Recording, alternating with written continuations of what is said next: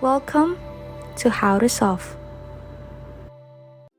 Would you believe if I tell you that there's a free tool from Google that tells you what's trending, what's popular, and gives you ideas on how you can get into the conversation and win new customers?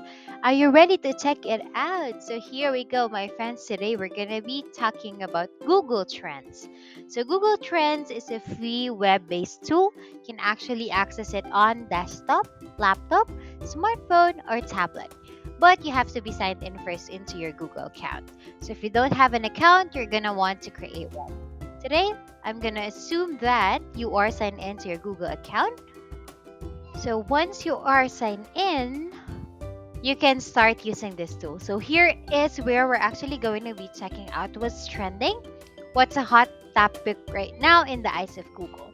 And Google is providing this information based off searches. So let's say we're going to be starting a pizza place, right? So maybe a restaurant, let's say an Italian restaurant, and we're trying to figure out what kind of pizza we want to add to the menu. Let's say we just got this brand new brick oven. So I'm gonna start with searching for thin crust pizza. Then choose that. So now what's happening here is Google's gonna show me based on search what it's seeing with people searching related to thin crust pizza. It's gonna show me the relative popularity. So from 0, meaning not so popular, to 1, meaning this is popular. Hey, over the past 12 months in the US, thin crust pizza has been pretty popular. Then it took a tip down in October and now it's about 58%.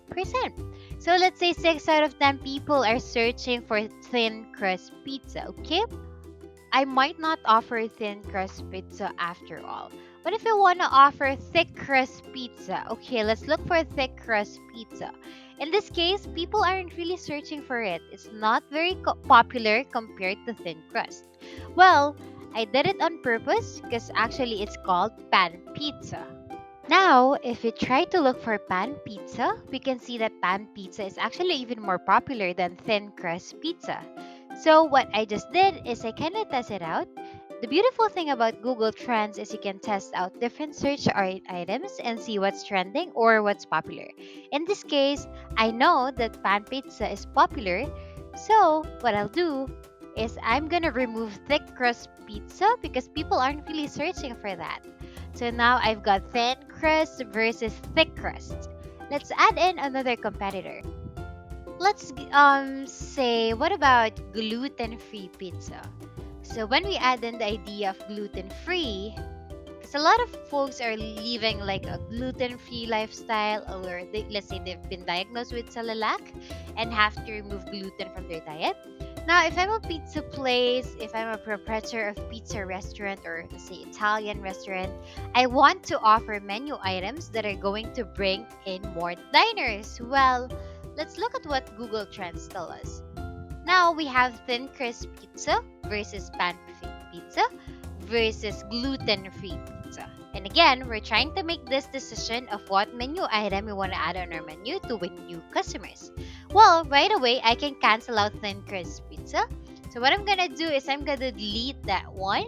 Now, for those of you who are thin crust pizza fans, I get it. But in this case, it's not gonna help us because Google is actually telling us that this isn't trending.